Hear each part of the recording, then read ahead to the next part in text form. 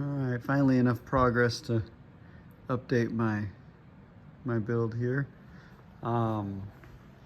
Since the last one, the rear suspension's been done.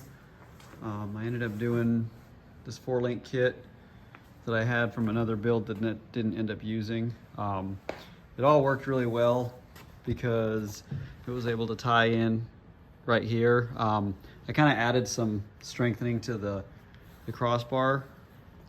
I watched LT Holman do it on his truck, and it kind of made sense. But the layout, I used the factory mounting points from the Mustang rear end, and it worked really good. The angle and length brought them right to the strong corners there, so that worked well. For the lower,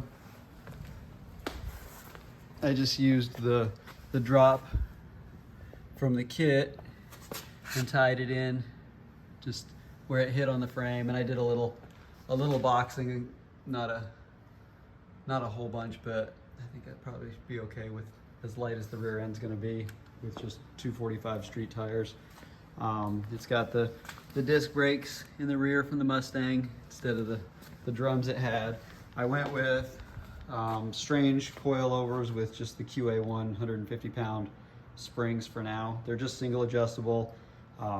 I don't anticipate needing too much for that crossbar. I used a really thick wall, 1.25 inch bar.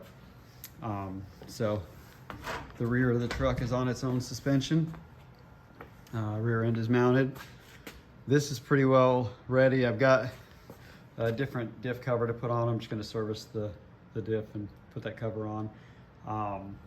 I cut the rear spring mounts out of this frame because it was just rotten. So I kind of just plated it in, and the only thing that this is ever going to do anymore is back here is going to support the final rearmost mount point of the bed. So I added a little bit of bar in there just to strengthen that up some on both sides, but it doesn't need a whole lot. So the other good thing about the way this worked out, and this was just luck because I didn't design this kit or anything, from almost full droop to full rise, I've only got something like a 1/2 degree of pinion angle change, which is pretty good. I don't think I could have planned it any better. I may ultimately add a small sway bar in the back, but not necessarily planning on it. The main thing that I've spent all my time on is rust repair. I am definitely not going to do a build of this magnitude on a rusty turret again. I have replaced so much metal on this truck. It's got floor pans both sides, rocker panels both sides, cab corner on this side. I had to do both the cab mount boxes on the front, but that is now done. The only thing I still have sheet metal wise to do is I'll do something with the tunnel. I'm gonna kind of just wait and see how the transmission fits, if I'm gonna need to do any clearancing there before I finalize that, because I'm also gonna be mounting a shifter and putting bucket seats in.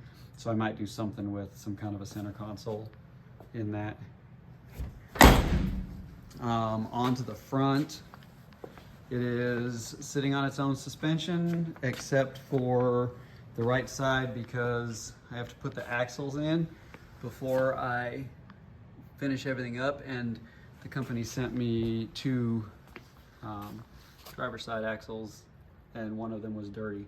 So my guess is somebody took the passenger side axle out of the box, put it back in the wrong box. So what I have in the front, I've got a Bravada front diff, and that's using stock axles. I put new hubs on. It's got new uppers. I've got the Viking double adjustable coilovers with 600-pound springs. That was recommended for the weight I'm going to have in it.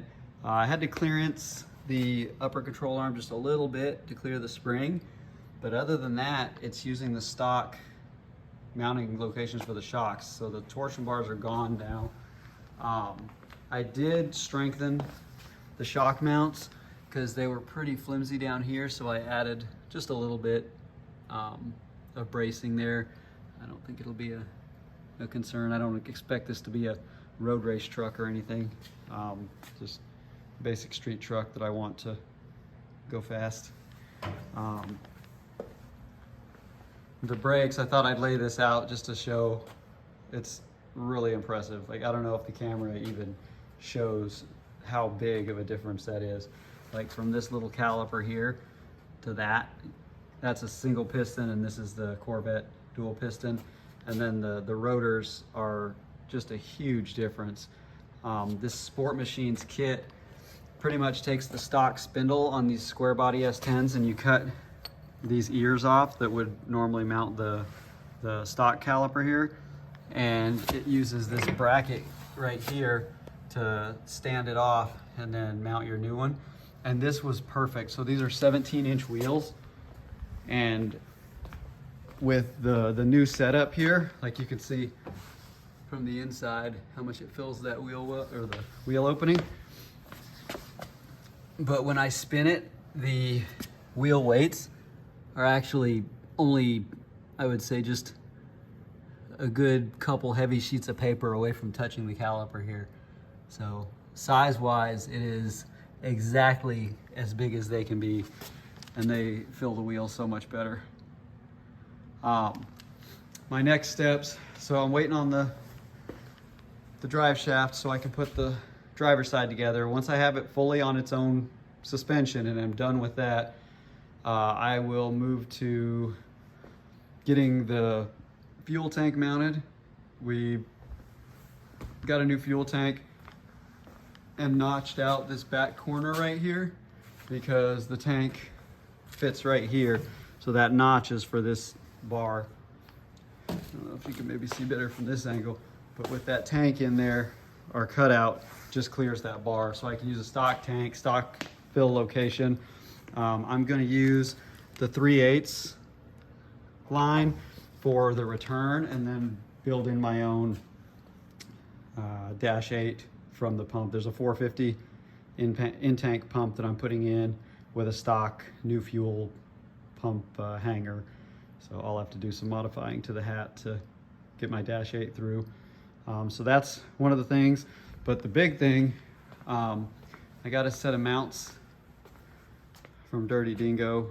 I ordered some urethane, like smaller clamshells here instead. I don't want to waste my time with these. I'm just afraid they'll be too flexible.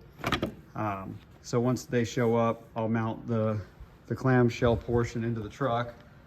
And then from there, I get to start on this. I've got a buddy has a used yank converter. So I'm gonna pull that apart, put the converter in, and then I'm going with just a sloppy stage 2 cam. I don't want anything too aggressive. I'll probably do at least valve springs. I don't know that I need to worry about head studs with the boost level that thing will push, but it's getting exciting because the next time I make a video of this thing, it should have the motor sitting in it. All I have left as far as real fab stuff goes is I need to get a cross member for the transmission, and I think I'm just gonna do what I can to try to clean up and then reuse this factory cross member here. I'm sure there's a way to mod that to make it work. So I have that for fabrication, and then exhaust.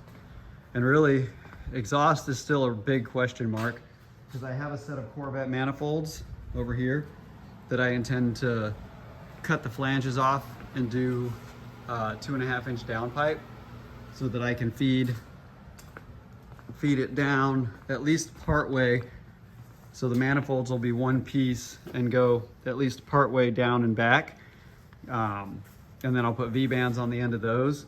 And from that point, I really, really, really want to keep all equal length because I just want it to have that Corvette sound. So originally, I really wanted to do like the C5, C6 dual exit exhaust or quad exit exhaust in the center. But once I had all the suspension in, I realized that the way everything's triangulated, there is just no room left. My best bet would be to go up over the differential, but I don't think I can make 3-inch pipe go over this. I mean, it would pretty much have to sit on this, and then I have to hope that it doesn't ever bottom out. So we'll see, because I also have the fuel tank to worry about. So plan B, I've kind of always wanted to do side exit exhaust, like through body side exit. So plan B is coming through right here and do a dual side exit, because this body line right here makes it real easy on these trucks to just cut in one of those stainless through body kits. So we'll see. That's way down the line, but it's coming along. Like I said, hopefully the next video has the engine in place and the thing sitting on its full suspension.